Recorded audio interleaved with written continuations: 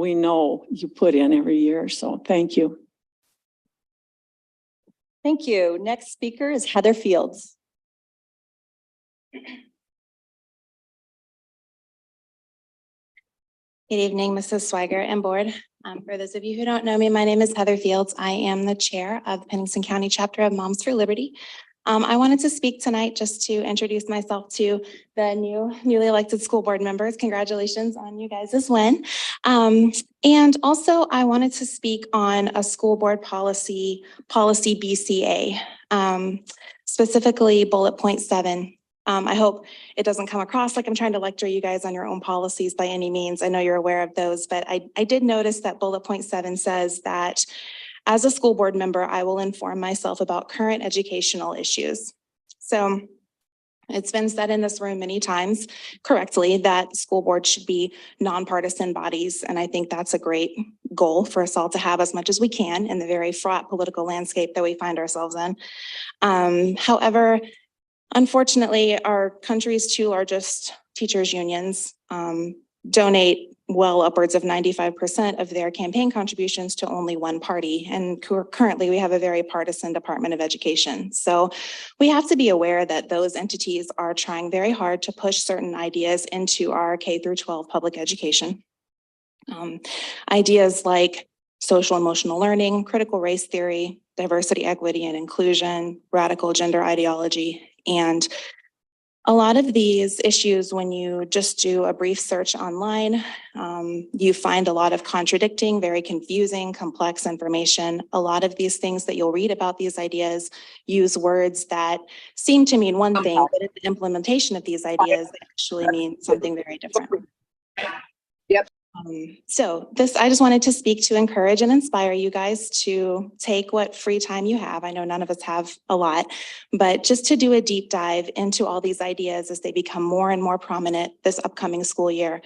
I've certainly been doing a lot of reading and studying, and I've learned a lot about these things. I think they're pretty devastating to our children, to their education and to their mental health. And so, I'm always happy to be a resource and to work with you guys, and otherwise just let's have a great school year. Thank you. Thank you. And last speaker, Tonchi Weaver. She had to leave. Her husband called me. She left in hers.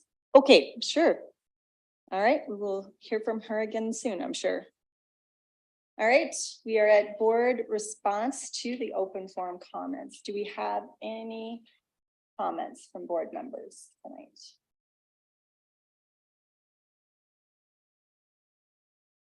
I would just say I appreciate the comments for right now. Thank you. All right, we are on to the number 8 fiscal year 2024 annual budget hearing. Mr. Sassy? Yes, ma'am. Thank you, President Thomas. So, Excuse me, we need a motion and a second to go into the hearing. Do we? Oh, we Yes. do. You're right. good catch, Shirley. I need a motion. Deb? I'm sorry. Michael? All those in favor? All those opposed? Okay, go ahead, Okay. Mr. Sassy. Thank you, ma'am. So codified law sets out that a district must have an open hearing on the proposed budget moving into the year. So that is this opportunity for the public to ask any questions specific to the fiscal year 2024 budget. Just a couple of things to remind the board. Preliminary budget was approved on May 16th. Changes were then made from that point until early July timeframe. At that point, the final budget was published in both the local newspaper and to our website. And that's really it. I will turn it over, Madam Chair, and be happy to try to address any questions.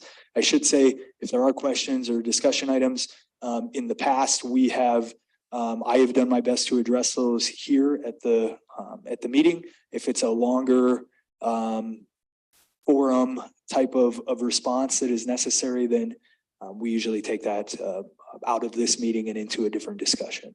Okay, from the public, if anybody has any questions about our budget, speak now. Come up to the podium. He did go over this last meeting as well, so, and of course he'll go over it again too, so.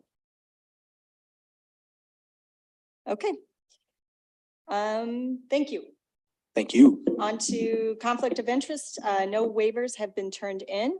So we are on to the approval of the proposed consent agenda. Does anyone want anything pulled?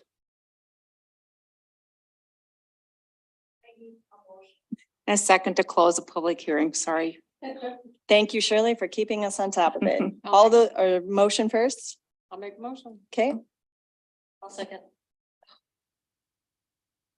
All right, all those in favor? Aye. All those opposed? Thank you, sorry. That's all right. Anybody want anything pulled? Motion and second for that as well. Just waiting to hear if they have any polling. Okay, then I need a motion and a second for the approval of the whole consent.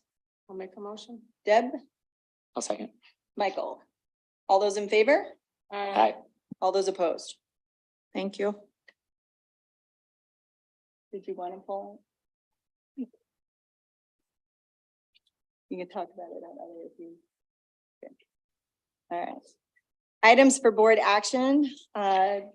Does anybody want one of those pulled? A, please.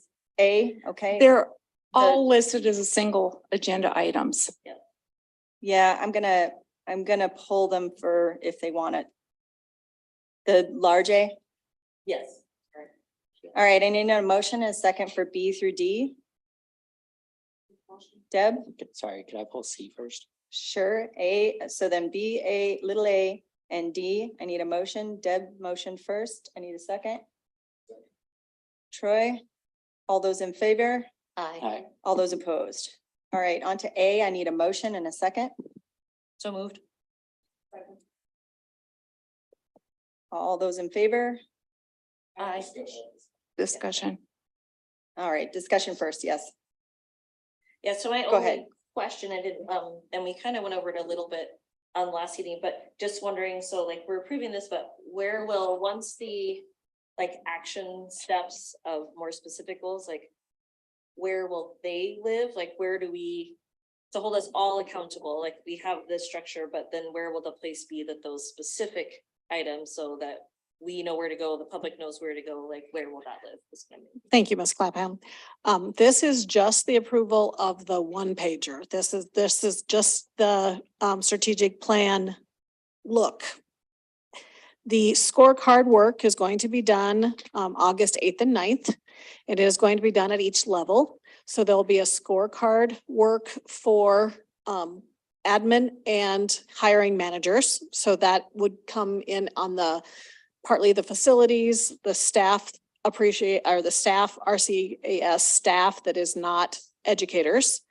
And then elementary will work on their scorecards for student education, student success, middle school, the same, high school, the same. These scorecards will then be brought to the board for approval. So we are in an effort to, one of the things I'm changing this year for the fiscal year 2024 is instead of defending, we are going to bring stuff forward to the board in pieces as we do the work and explain it as we go. So we get all the questions answered as the work is happening instead of throwing it all at you at once and then having to defend that. So this is going to be a process that will not be quickly done. And the nice thing about the scorecards and bringing those forward is we are going to quarterly report to the board on progress.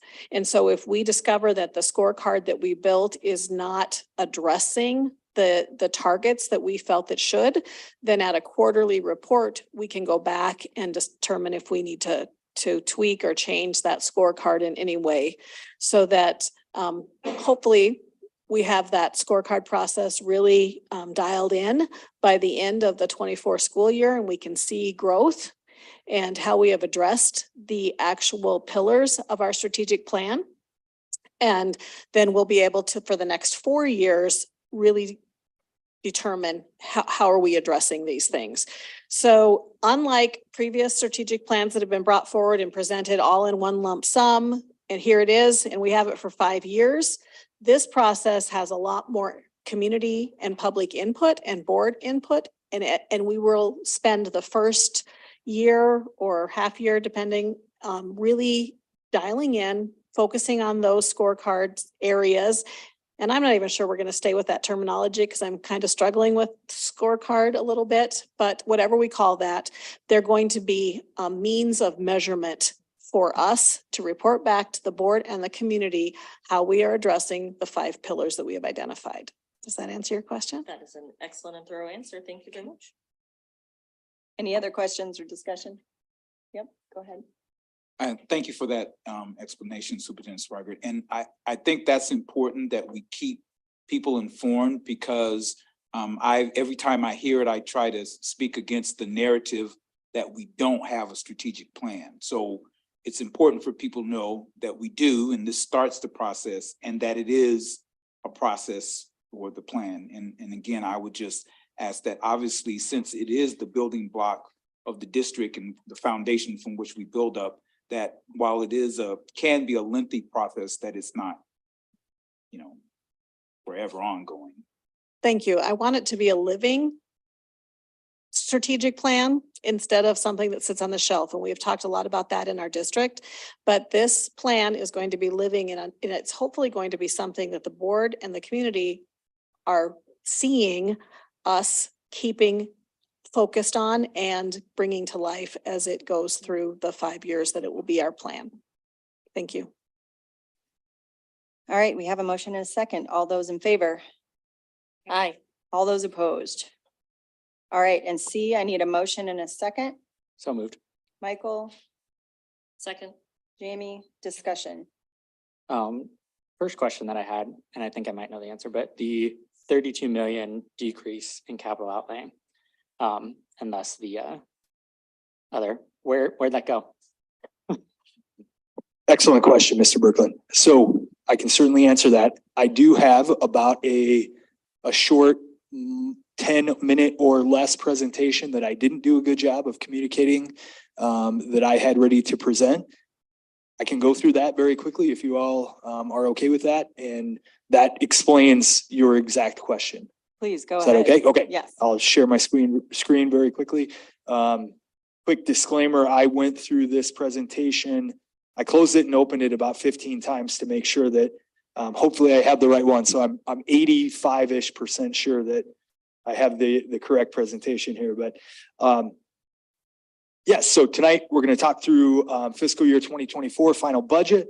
Again, the idea here is really sticking to the difference between the preliminary budget and the final budget and not necessarily going backwards in history. So we will take a look at final budget figures against preliminary figures and previous fiscal year figures just to give us an idea of how this budget stacks up.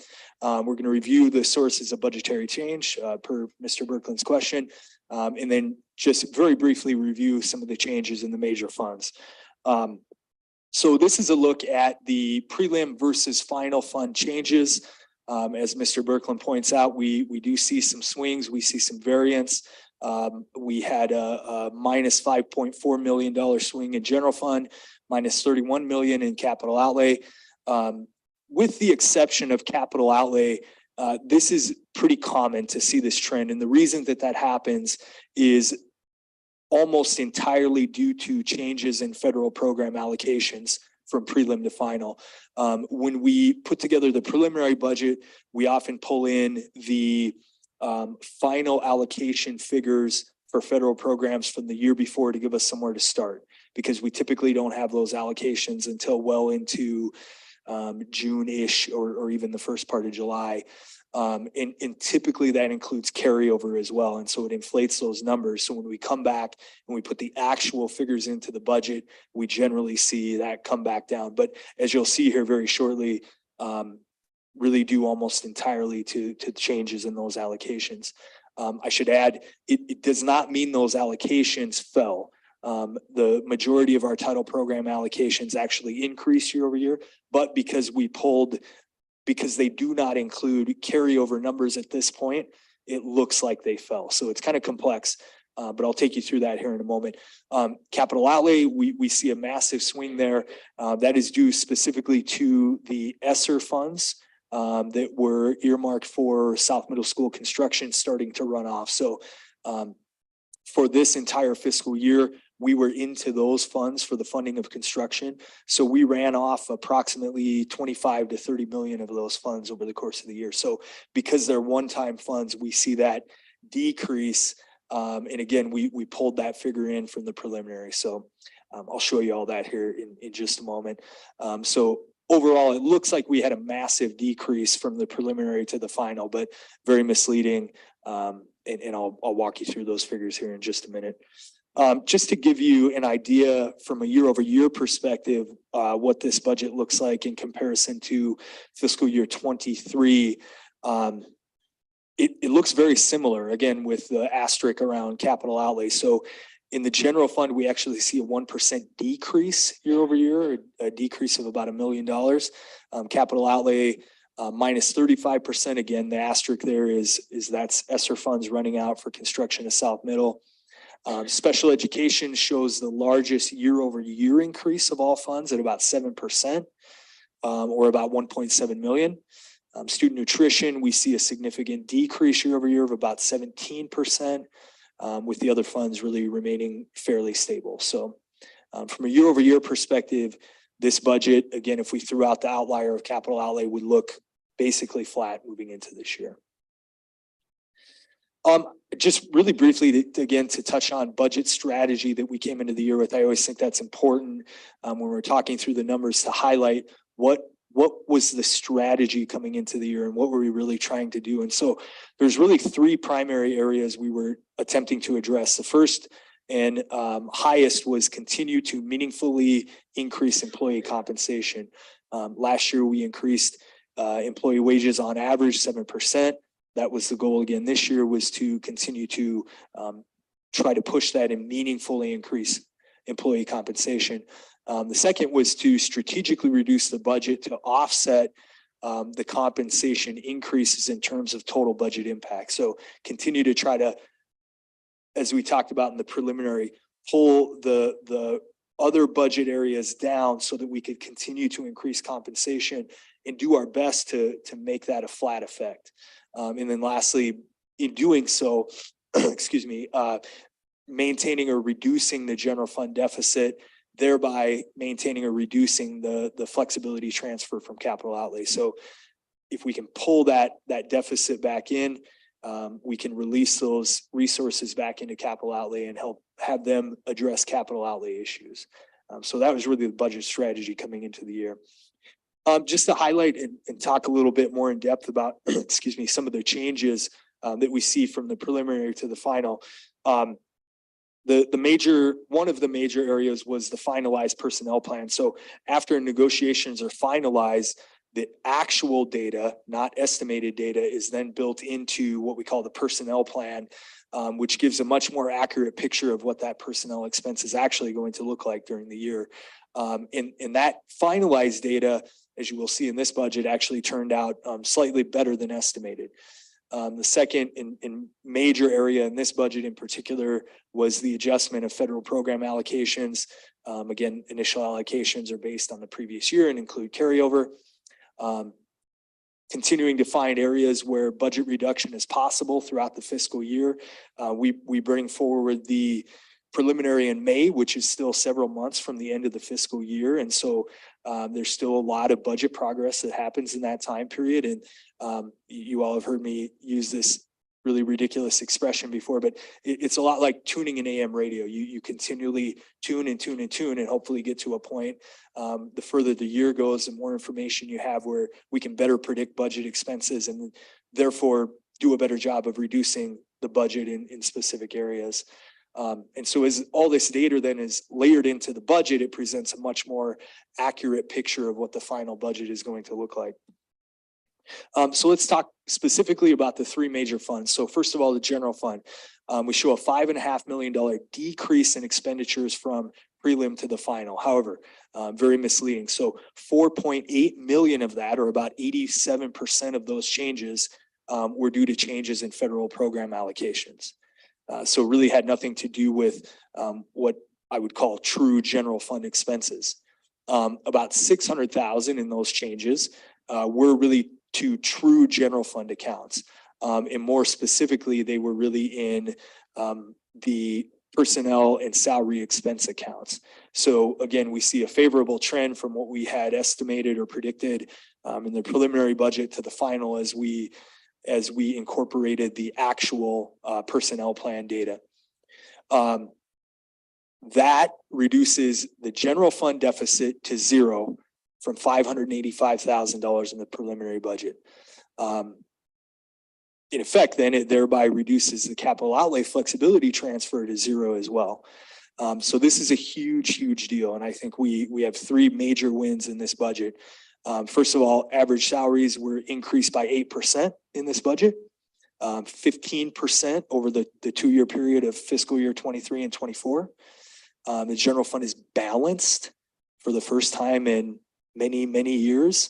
I look back about a 10-year period even before I got here, and I believe this is the first time in that period. So many, many years since that general fund is balanced. And then lastly, again, pushing resources back into capital outlay, which there are badly needed areas that can be addressed with those resources in capital outlay. So really a milestone year in this budget for the general fund.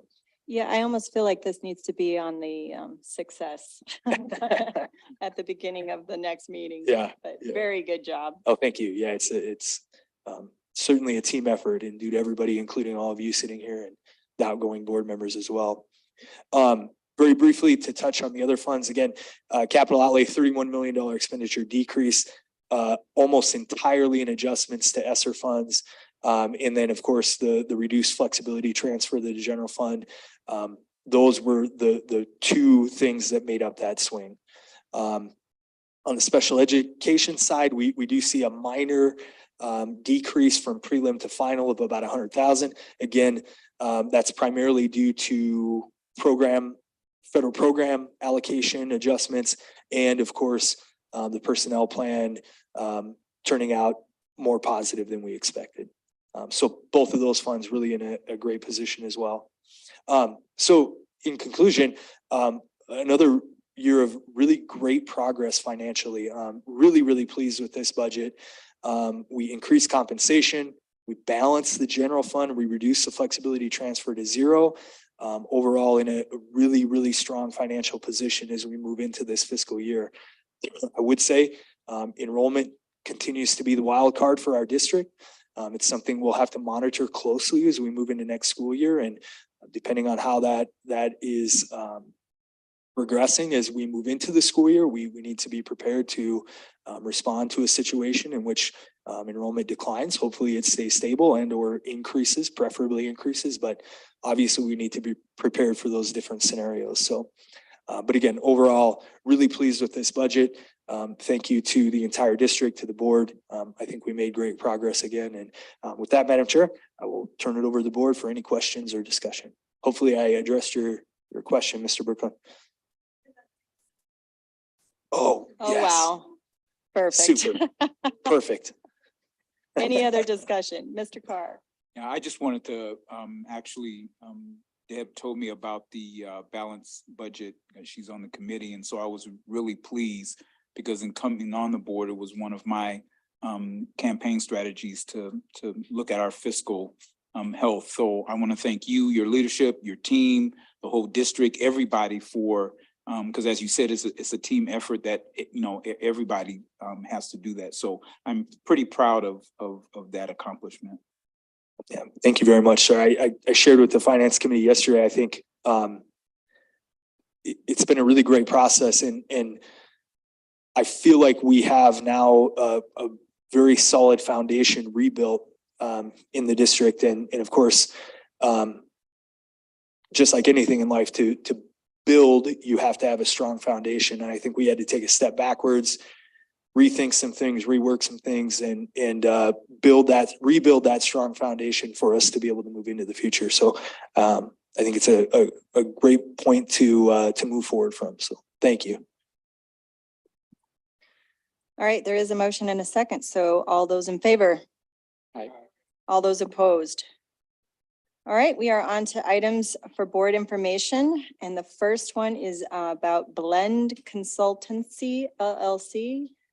And is Gary here or on? I am here. Can you hear me? Yes, excellent. Okay, go ahead. Tell us what this is about. So Blend Consultancy LLC is an organization out of the Philippines that specializes in placing teachers in the United States. For a lot of us, we may not be aware, this is a process that has been ongoing in probably the past 4 or 5 years, in which the Philippines, amongst other countries, are supplying teachers in this country due to our teacher shortage. And so the beauty of Blend Consultancy and working with them, they have a parent company that basically is called Blend Training Center, which ultimately trains all of their teachers. That training is accredited in the Philippines. And while they don't necessarily specialize in one area, special education is definitely one of the areas in which they are very successful in placing teachers. As we all know, there is definitely a shortage of SPED teachers in the United States, and Rapid City is no different in that area. So basically, for those individuals who want to come and teach in the United States, they achieve what is called a J-1 visa. And that is a visa that allows them non-immigrant status and allows them to come and teach in this country for up to 3 years. They then subsequently may renew for an additional 2 years. But after 5 years as the maximum, they then must go back to the Philippines. The district does not sponsor these visas. They are through a third party. And in this case, Blend Consultancy works with an organization called Greenheart. And so the individual teachers will go to Greenheart. Greenheart acts as their sponsor. The individuals pay Greenheart any of the fees that are involved in achieving that J-1 visa. And then they work hand in hand with Blend Consultancy to get placed in their positions here in the United States. We have interviewed approximately 24 candidates, 16 of those special education teachers, and an additional 8 elementary school teachers. And those interviews were conducted by Dr. Hafer and by Camille Morgan, the recruiter. They were done via Zoom. It was a very, very productive few days of interviews. And basically, what is required of us is to simply give a tentative offer of a full-time teaching position, with the understanding that, one, they have to achieve their J-1 visa and be approved for that. Second of all, they need to obviously achieve South Dakota certification for the teaching as well. And there's no cost to the district for all of this. The only cost that the district is going to incur is essentially their salary whenever they arrive in the United States to begin teaching. Now, as you can imagine, this process is not done quickly. It does take some time. And honestly, we have got a late start on it, quite frankly. Blend Consultancy recognizes that, and they were very upfront with us and made it very clear that the teachers were not going to be here for the very beginning of the school year. It was more than likely they were going to be able to arrive in September or even October, because obviously achieving a visa and going through that process does take time. And it is something that we as a district do need to do. We have a severe shortage of special education teachers, and this is a way for us to actively recruit train teachers. Blend Consultancy, one of the things they tout with these teachers, they all have a minimum of 3 years of teaching experience. And so it isn't as if you're getting a college graduate walking out of their last class to then run a classroom. So that kind of is it in a nutshell as far as the 30,000 foot view. Are there any questions that I can answer? Yes, Mrs. Swaggart, go ahead. Sorry, I just wanted to add a couple of things.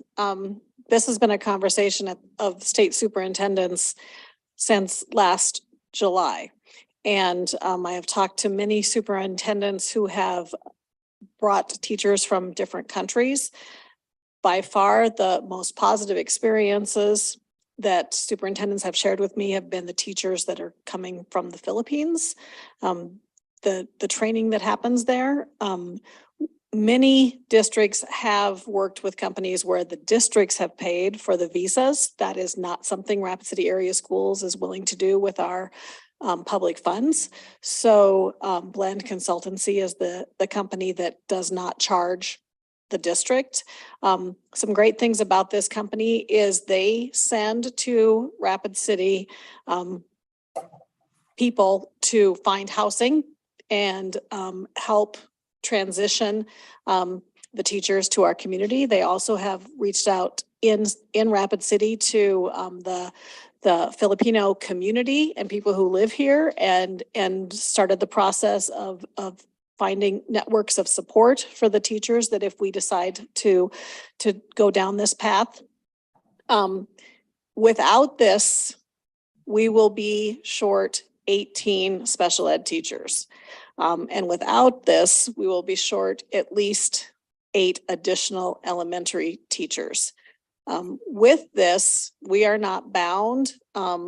We can follow our progressive discipline or anything that we would need if there were any concerns. Dr. Hafer, Dr. Comer, and the principals that did preliminary interviews with these individuals. And we were interviewing during our day and they were interviewing from the Philippines at midnight.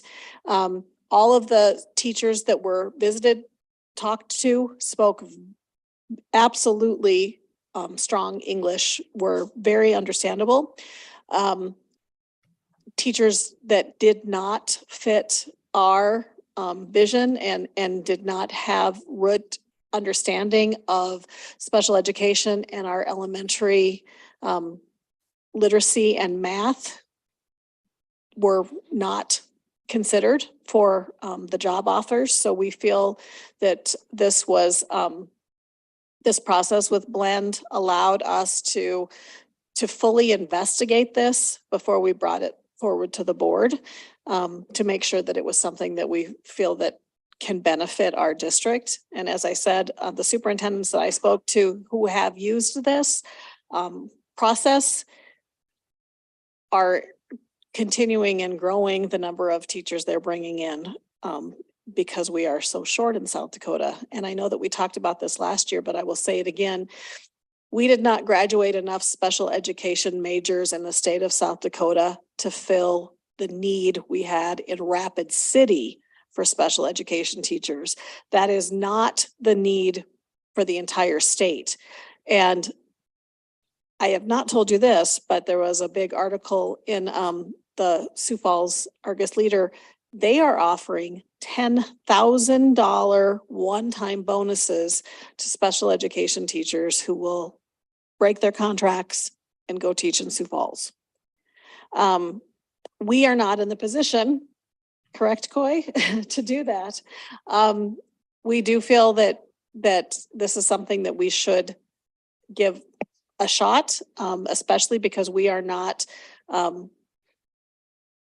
risking anything financially, and all of the buildings and the principals that have these teachers have taught, these teachers have been talked to, all these principals are supportive of us moving in this direction. So we're not forcing this on any buildings. So, thank you. Bishop Carr? Mr. Manuel, thank you for your presentation. Anything that you get for free is always suspicious to me. So do we know how Blend is staying in business? How do they get paid or that mechanism? I can't speak to that, Bishop Carr.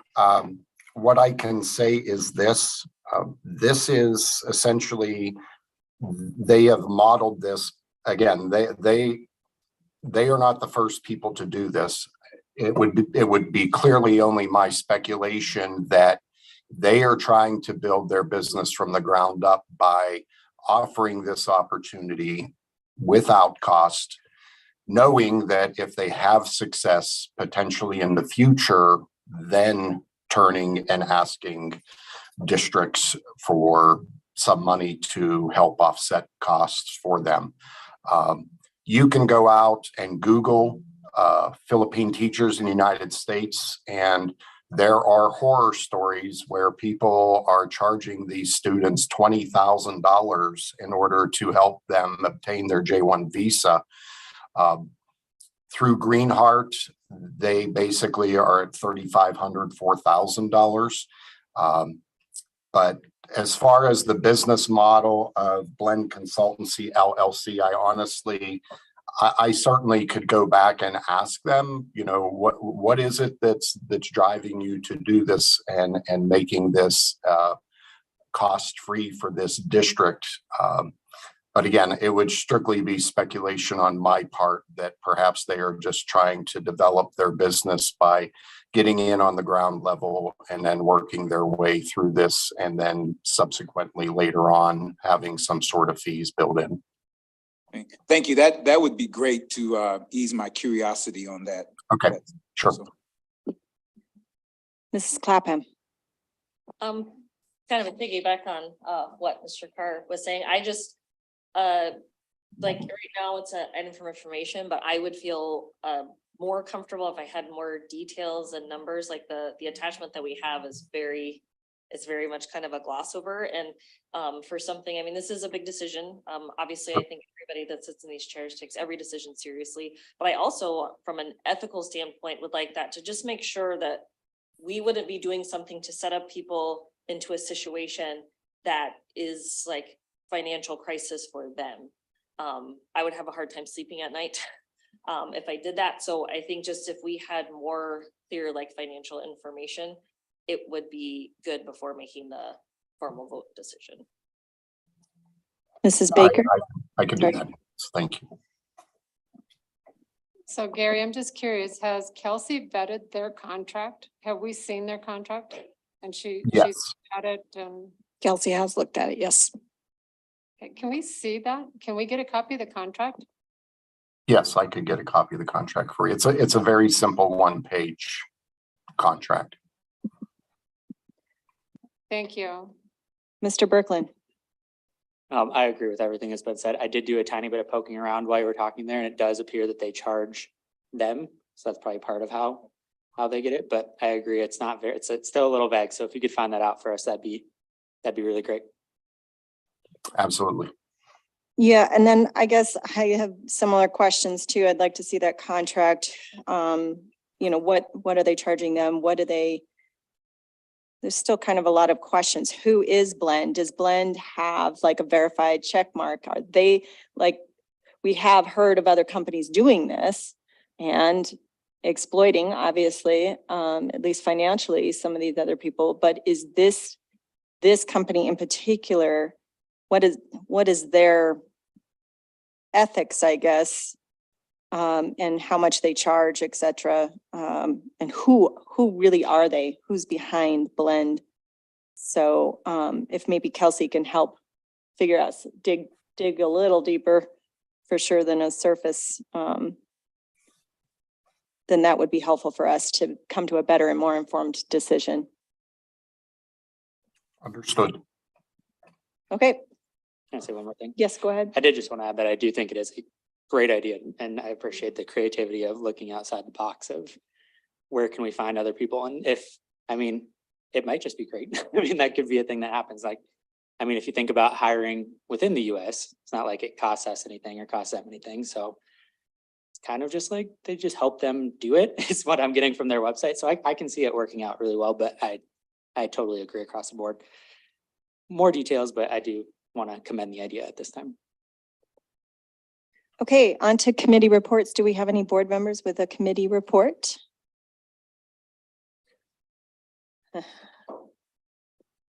All right, we are on to the superintendent report. Please, Mrs. Swigert. Thank you, President Thomas. Believe it or not, the last time we met was June 20th. It feels like a very long time ago. Since June 20th, I would like to share with the board that I have finished another graduate class on district finance. So I can, I guess, hold conversations with Coy at a much deeper level now. When I returned from Sioux Falls in that class, I attended the changing of the command at Ellsworth Air Force Base. I'd never attended one, so it was a great learning opportunity. We had a great relationship with Commander Colonel Sheffield, and his children attended the Rapid City area schools, and his wife served on the steering committee. Colonel Oakley has been at Ellsworth Air Force Base, and he has now been made commander. So we've had kind of a soft handoff to Colonel Oakley and that work. One of the things that we've been discussing in great detail with Ellsworth Air Force Base is that many of the airmen stationed at Ellsworth Air Force Base have families that live within the Rapid City area school boundaries, and many of those students attend Rapid City area schools.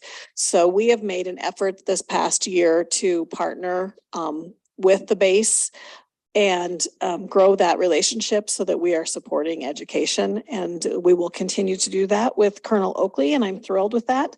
I attended the advisory council for the South Dakota Virtual Education, and as we have talked in the past, one of the goals of the Center for Virtual Education in South Dakota is to help support families that have chosen the homeschool route through coming back into public education through some virtual means. So we will continue to work on that. I also did meet with a committee that was following up on the codified law, the bill that was passed through the legislature this past session that requires all dual enrollment classes to be given the same amount of credit at all high school institutions across the state of South Dakota. What was discovered is that some public school districts were giving one full credit to a college class for a semester, and other districts were giving a half credit. And so there was a bill that passed that required all public schools to give the same amount of credit. And that was a recommendation. They brought a whole bunch of schools together. I did serve on that panel as well. And we reached consensus and brought that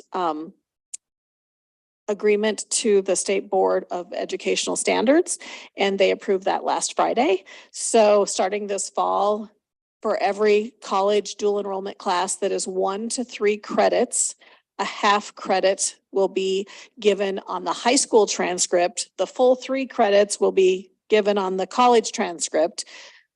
But in high school, the students will get a half credit. And if it is for a required graduate course, it will be recorded as that high school class. For instance, if you take American government at the college level in a 3-credit class, it will be recorded on your high school transcript as a half credit in American government, because that is counting for that. But if it is not counting for a required graduation course, then it will be counted as an elective. And courses, college courses that are 4 or more credits will count as 1 credit for a semester. So science classes, oftentimes foreign language classes come with a lab, and so they are 4 or more credits. Or a college class that goes a whole year, those would be transcripted as 1 credit. So it was wonderful to see the state come together, superintendents and principals come together and make that compromise and be able to give that information to the Board of Standards, Educational Standards. And I appreciated being asked to be a part of that. I've also been asked next Friday to serve on a committee that is investigating alternative means to high school completion. And we started talking about that immediately last year when I took this position, because it's something I believe strongly in. So I'm very thankful that Dr. Graves has chosen to include me in these opportunities. On Saturday, the 24th through Wednesday, the 28th of June, I accompanied a team of 25 district principals and leaders to the Model School Conference in Orlando. 5,000 educators, primarily principal leaders, attended that conference. I've never been to a conference that big. It was incredibly well done with many breakout sessions and keynote speakers that were very meaningful. I took the most out of the sessions that dealt with culture, artificial intelligence, leadership, college and career readiness, but my absolute favorite session was called 180 Days. And it was an educator talking about teacher burnout and how after her 7th year of teaching, she just thought, I cannot do this anymore. So at the end of the school year, she packed up her box and she took all her stuff home, and she went home and she went to her mom's house and told her mom she was quitting teaching. She was absolutely done. She couldn't do it anymore. And her dad said, okay, I know what your career path is meant to be. You can sell cars with me. And so she went to a used car sales lot that her dad owned and sold cars for the summer. She said in August, she went to Walmart and all the back to school stuff, and the passion was in the air and all the kids were getting goodies for school. And stuff just found her way into the cart. And she ended up buying back to school supplies. And she thought that was probably pretty good because she hadn't told her principal she quit. She'd only told her mom. But then she decided she wanted to go back to school. So she went back and she said something had to change. And so for 180 days, she determined that every single day she would find the awesome. She would find something awesome, and she kept an awesome journal, and every single day she wrote down something awesome that happened to her. And one day, well, she told about the very first day she was talking to the kids, and one kid said, took off his shoe and said, this is the great thing today. I have new shoes for school. And she said, pretty soon 26 middle school kids had their shoes up. And she said, that didn't smell so great. But a day later, she was a science teacher, and she said something to a student about, you're going in my awesome journal today. Pretty soon the kids in her building were writing awesome journals. And at the end, a teacher said to her, at the end of this year, we're going to publish this journal. And she did, and she published it exactly as she had written it. And she was an amazing speaker, but I think all of the people who attended it, and she had 2 sessions, and I encouraged other people to go after I had seen her, but we all came away with this idea that we need to do that as well. We need to find the awesome. And that was just really powerful. And so that was great. It was worth the whole trip and being away from home, and even getting stuck in Denver overnight, coming home because the flight got canceled. Once I returned from Orlando, I welcomed, as I said, Dr. Strasser, and then I left him. And I spent the week with family and friends because my youngest daughter got married, and we gained a fantastic son-in-law and his family from Massachusetts. So that was wonderful. I was also notified from the state that we have 8 employees that are paraprofessionals that have been accepted into the state program for paraprofessional certification. And this is they accepted 50 paraprofessionals statewide, and 8 of them were from Rapid City. And this is a 2-year program where paraprofessionals will get certified to be teachers. And we are excited that 8 of our paraprofessionals who applied were interviewed and accepted. And I will be continuing to report on that, I think, for the next 2 years. Yesterday was payday. And so I know that I heard from some people, I think Coy did too, but those raises went into effect yesterday and it mattered to educators. And so I thank the board for the work they did on the negotiations, because yesterday the hourly wages went up and teaching wages went up, and that showed on their paycheck. This week, I jumped back in to the daily task. You don't get to be on vacation for 2 weeks in a row. So today I had the opportunity to speak to a PEO group about Rapid City area schools. And it was wonderful. And I'm always, I think, more energized than the people in the room when I get asked to go to civic organizations and speak. So I thank them for the opportunity for me to do that. We're also focusing on hiring a principal for Valley View. That is one building that we had a late resignation, and we have some interviews scheduled this week. Various meetings, a State Department of Education Zoom, and on Friday, Bishop Carr, you're gonna like this, I think. I am participating in the FBI Threat Assessment Manager Program. Okay, so I have a brochure to share with you. I'm going to learn how to be a better threat assessment manager. Sunday, I'm off to Chamberlain for the South Dakota State Superintendent Conference, and more opportunities to attend breakout sessions and listen to state and educational leaders focused on South Dakota. So I'm thrilled about that. So next week's board meeting, Coy will be in charge. And I do want to just give an update of where we stand for hiring needs as I close out tonight. So some great things, but also let's face some reality here. As of last Friday, we have 37 paraprofessional education positions unfilled. 16 possible employees from the Philippines and 2 unfilled SPED positions, or if we don't go with blend, we have 18 positions unfilled. 10 high school positions are currently posted. 8 middle school positions are currently posted. Science seems to be the big need. And 18 elementary positions, 8 of which may be filled with blend consulting. So we are in better shape in some areas than we were last year, a year ago when I came on into this role, but areas like SPED and elementary, we are struggling. And it does need our attention. I was talking to the PEO group today about how important it is to bring back that 180 days and that awesomeness of teaching. We need to make sure people understand that Rapid City Area Schools is a fantastic place to work. And that is one of the things our strategic plan is working on focusing on. So I'm excited to see where we are a year from now. Thank you. Any questions for Mrs. Swigert? Sounds like a very busy back month, 2 weeks. Thank you.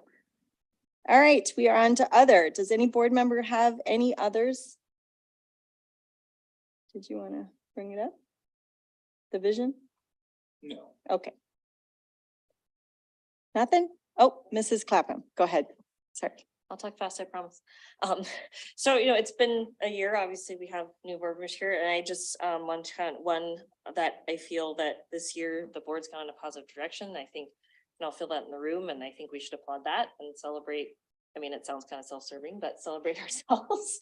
That I think that we have made great gains in a lot of ways, and to recognize that, and that I applaud Coy and Nicole. I think being a new board member, I just appreciate, we've talked about the community being aware, and you guys' accessibility has just been really impressive. Like, I can have 1,000 questions and 20, and they never hesitate to email me back or answer the phone again after I just called 10 minutes ago. So I think that speaks to the kind of leadership that you are being an example for our district and for our district leaders and our building leaders. And I'm really appreciative of that.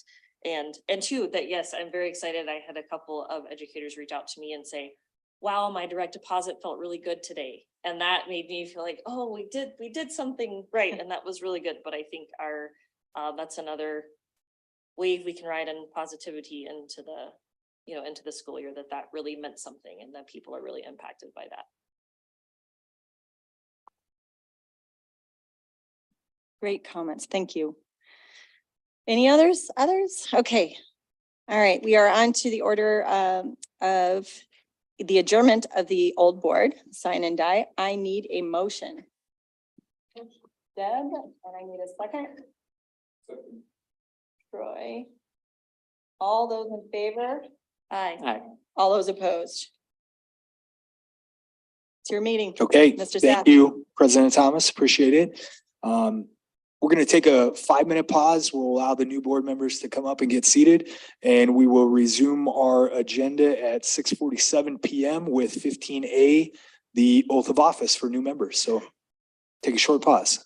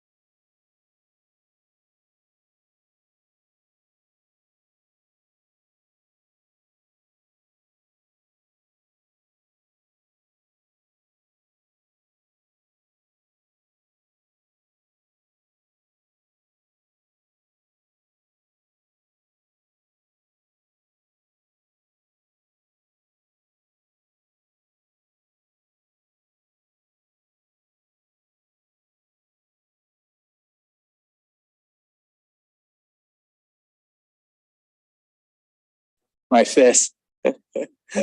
Okay, ladies and gentlemen, board members, thank you very much. We'll pick back up our agenda at 15A, oath of office for new board members. I'll start with Mr. Swan.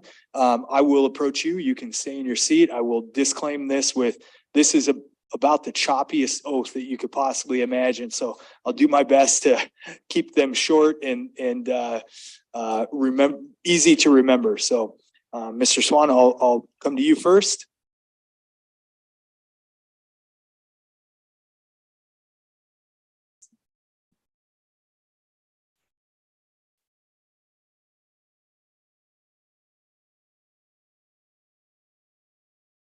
Yes.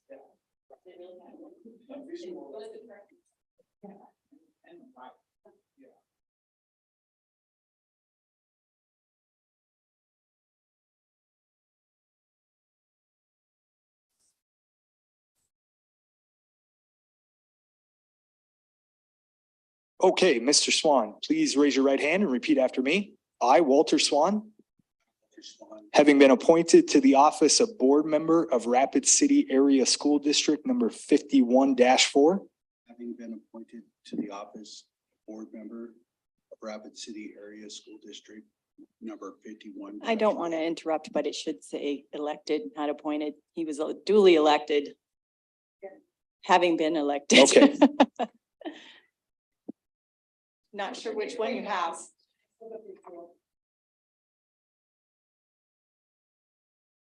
Sorry. Nope, Do you want me to write that's that or totally do you want fine. me to do that?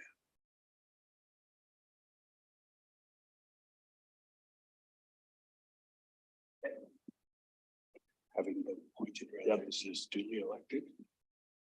Elected. Which is is- fine. I have appointment too. Elected. Yeah. Let's rewind that. We'll take two. Just like a movie, Walt, just like. Okay, starting again. I, Walter Swan, having been elected to the office of board member of Rapid City Area School District number 51-4 Area School District number 51-4. in the county of Pennington, South Dakota, Pennington, South Dakota. do solemnly swear that I will support the laws and Constitution of the United States Do solemnly swear that I will support the laws and the Constitution of the United States and the state of South Dakota, and the state of South and that I will faithfully and impartially perform the duties of such office. Dakota, that I will faithfully and impartially perform the duties of such office. Congratulations, sir.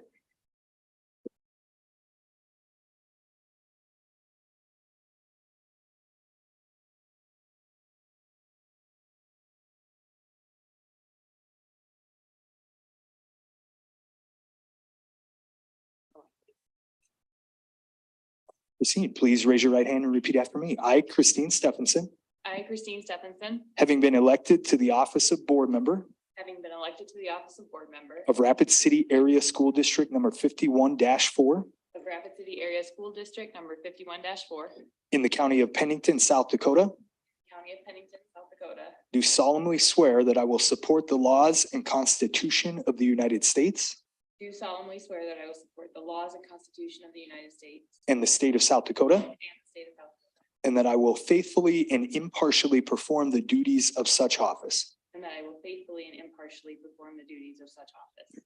Congratulations. Thank you.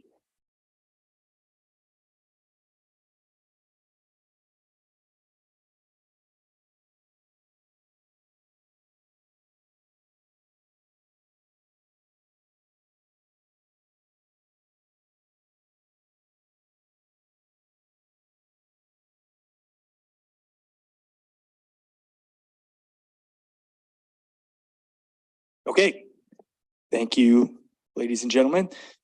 Congratulations again to Mr. Swan and Mrs. Stephenson. Glad to have you aboard. We will now move on to item number 16, the election of officers.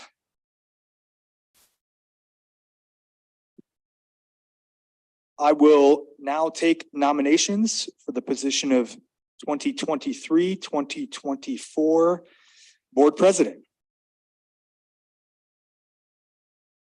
I would nominate Bishop Troy Carr. Second it. Very good. Nomination and second for Bishop Carr. Any further nominations? Okay, if there are no further nominations, we'll now take the vote. Since there's only one nomination, I believe we can have a verbal vote. All those in favor of Bishop Carr for the 2023-24 board president, please signify by saying aye. Aye. Those opposed by saying nay. Okay, the ayes have it. Thank you, board members. Congratulations, Bishop Carr. You are officially the Rapid City Area Schools 23-24 school board president. I will now pass control of the meeting back to you for election of first and second vice president. All right, thank you, everyone. Thank you, board members, for that support. So at this time, we'll take nominations for first vice president. Board. And I guess I can still, I'll nominate Mrs. Jamie Clapham for that position. Any other nominations? I will second yours. Okay. Okay, so second for Jamie, any other nominees? All right, seeing none, again, we can just take a verbal vote. All in favor signify by saying aye. Aye. Any opposed? Okay, so that nomination carries. Mrs. Clapham is the first vice president. Okay, on to the position of second vice president of the board. We'll take nominations again for second vice president. I'll nominate Kate Thomas. Okay, and I will second that. Any other Yes. nominations? I will nominate Christine Stephenson. Okay. I'll Any- second. Okay, second for that. So, Shirley, I was thinking about this situation. So do we vote on each person or do we just do a roll call vote and we say who we want for that position? Because Kate was nominated first, I will do a roll call for her. Okay. and then Christine, Okay. and, you can only vote for one. Okay?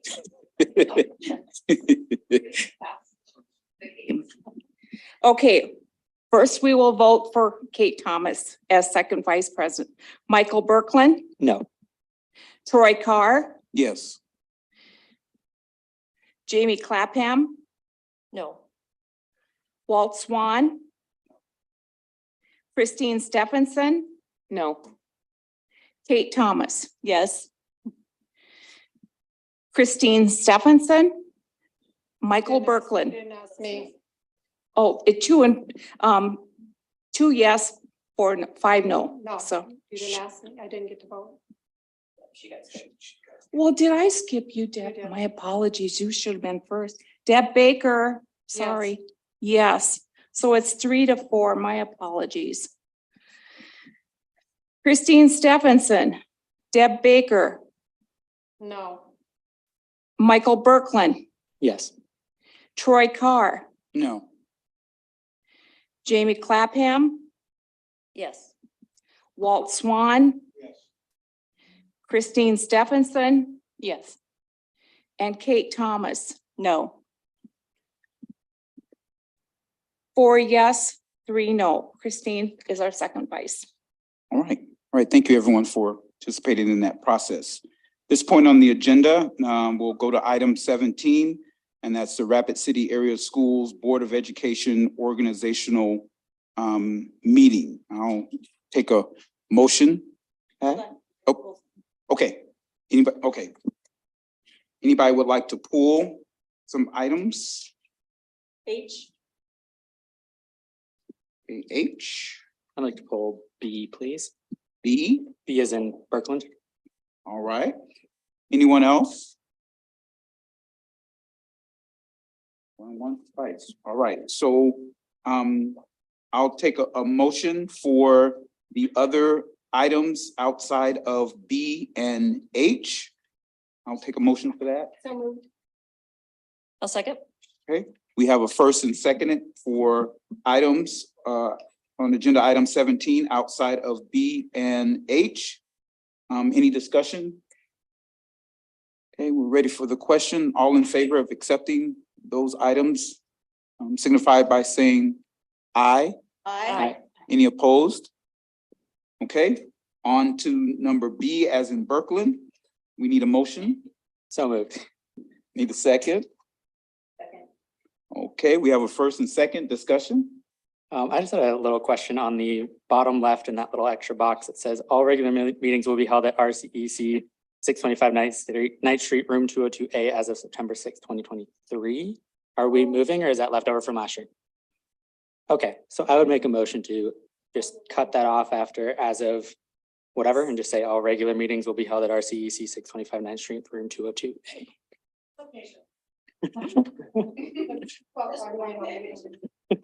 Okay. Yeah. So Shirley, do we have to make a second motion to make that change, or can we just add that to the Just say same change it. motion? Okay. Perfect. Any other discussion? All right, all in favor of accepting this item B with the change of 22, signify by saying aye. Aye. Any opposed? Okay, thank you. Number H, we need a motion and a second. I'll second. Okay, we have a first. Point of clarity, please. Can the president second motions?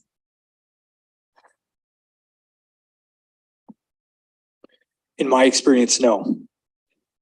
Okay, so we need a second then. I'll second. Yes, ma'am. All right, so discussion.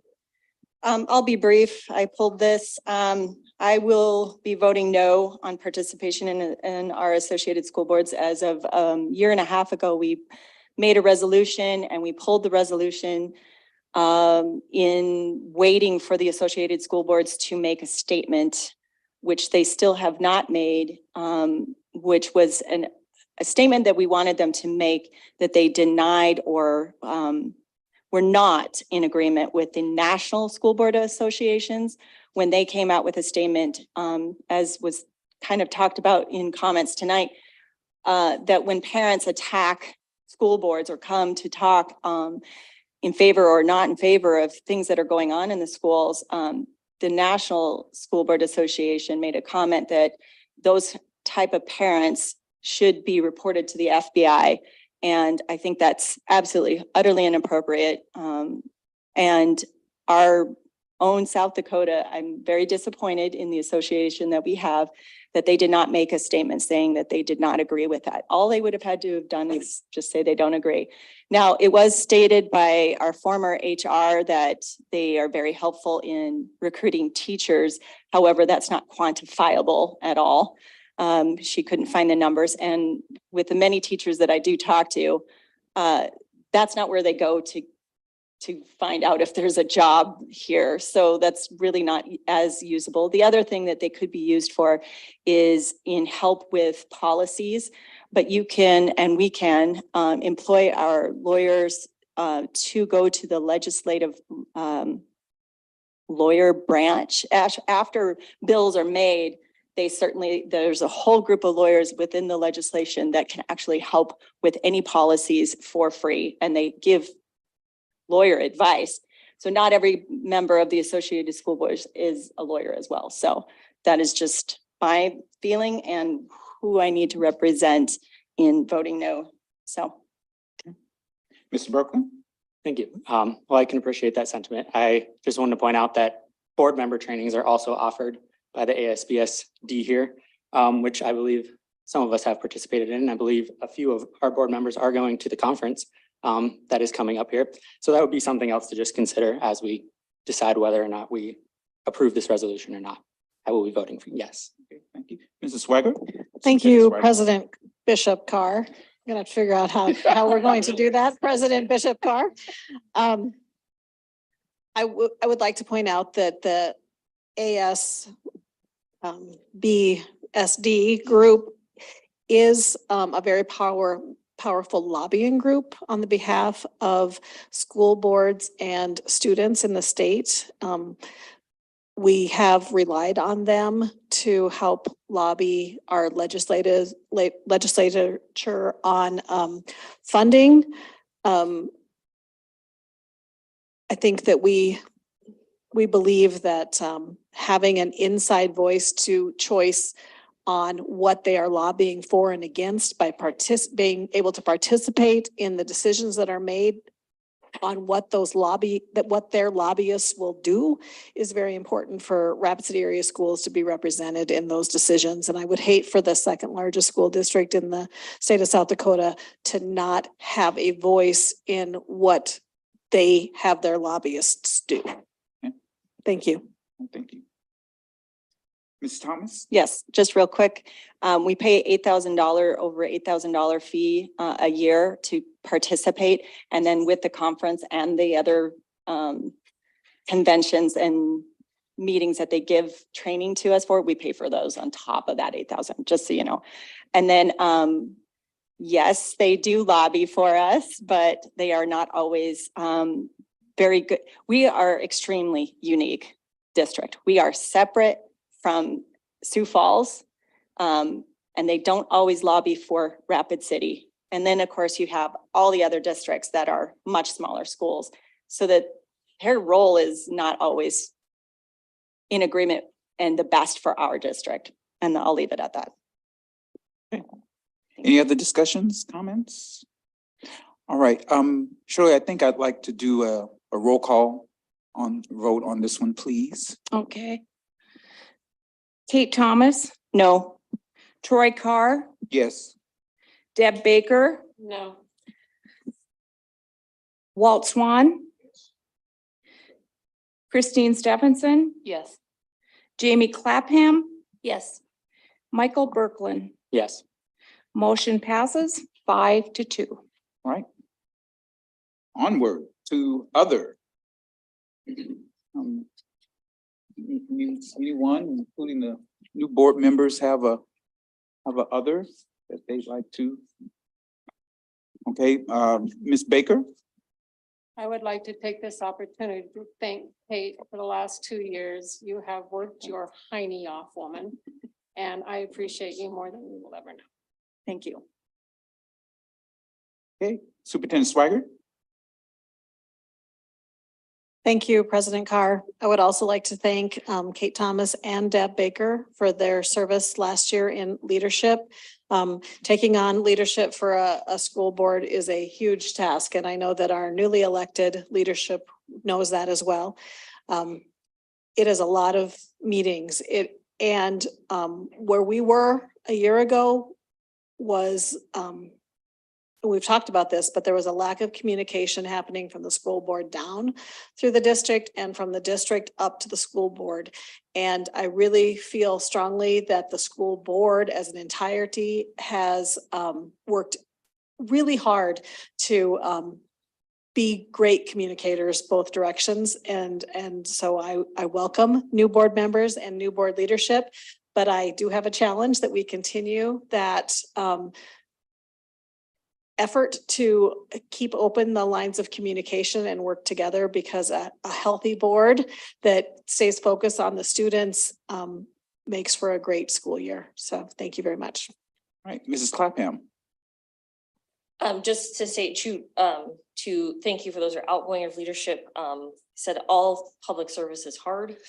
And I'm very appreciative. I also want to say publicly, I think the turnover in the leadership meeting is probably one of the most challenging, I think, as a board, but I also think that I challenge us to continue as a unified board and to continue to work together, and for all of our strengths in whatever position and seat we sit in, for all of the strengths to be brought to the table, because we all need each other and we all need each other's strengths and social skills, and we all have different ones.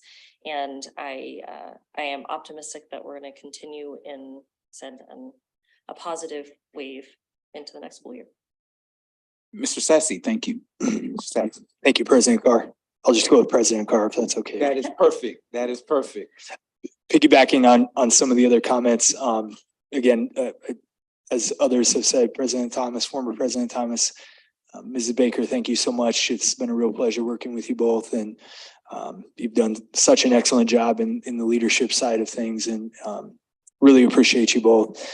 I think building on that, I shared with the board recently, and I'd like to put it out to the community too. I've been doing this job 15 years, which is crazy. It seems like just yesterday I started, and I've worked with some really good boards, and I've worked with some really, really dysfunctional boards during that time. And I would like you all to know, and Clay and Jim as well, that I feel like this board over the last couple of years has done such an amazing job of not always agreeing, but unifying yourselves,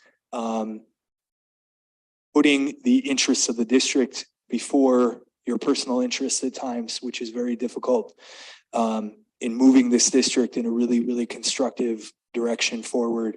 And I think Mr. Swan and I go back a ways, and Mr. Swan is a really great guy. I really look forward to his knowledge, his experience on this board. Mrs. Stephenson, who was on the board when I came into the district, I know what she brings to the table as well. So I think I would encourage all of you to continue that direction, continue that momentum. I know I speak for Superintendent Swigart, Mr. Strasser, newly to us, but when you were all unified and moving in a constructive and positive direction, it does wonders for what we can do at our level to move the district forward and ultimately achieve what it is we set out to achieve in terms of strategic plan and goals. So thank you all so much. It's been a real pleasure. I appreciate you all. Anything else? I'd just like to say, I want to thank Kate and Deb for your leadership and working with me, carry me along. I was outside the to us new people. I came on the board not knowing what I was getting into, but you all talked me down from the cliff a couple of times. And so I appreciate that, and just hoping that we will continue the work that we started. And I am excited about this next coming school year. I think all 7 of us are ready to get to work. And one of my famous sayings is, I'm not too big on bumping the gums, which means just doing a lot of talking, but let's start doing some work. And so I'm excited about that process this year. So thank you. Anything else? All right, we need a motion for adjournment. So moved. A second. I'm waiting to I can't do it. I haven't been able to do that all year. Yeah. We have a motion and a second to adjourn. All in favor signify by saying aye. Aye. Any opposed? Thank you, everyone. If I could get Christine